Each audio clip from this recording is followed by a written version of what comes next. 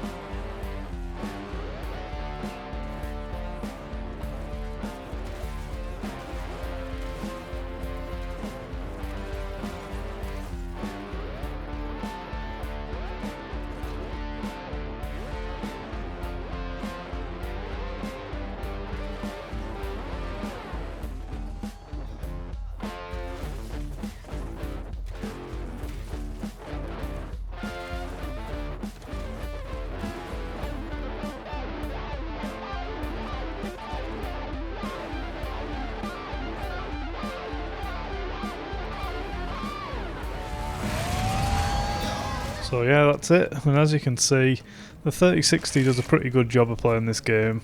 It does struggle to get a lock 60 with RT enabled, at least at the very high setting, but there was at least one time I was able to lock 60 with RT at 1080p there. Without RT, it runs pretty great, able to get a nice lock 60 at 1440p with DLSS quality there, without going too low down in settings. And you can even handle 4K if you're not bothered about locking 60. And to me, this particular game does actually feel alright. The style of it seems to work okay with lower FPS. You can actually do alright at 4K high and very high, but I didn't want to include that in this video, as you're already really close to using all your VRAM, even at the medium settings. So you might run into an issue.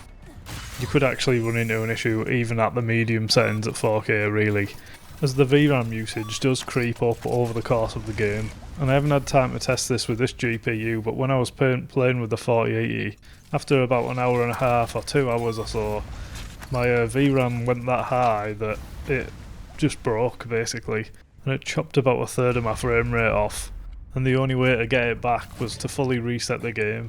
Not a massive issue really, but if you do run into this, you'll just have to turn the settings down a bit, or go down to a low resolution. But there's no guarantee that it's going to happen, so you might not even run into it.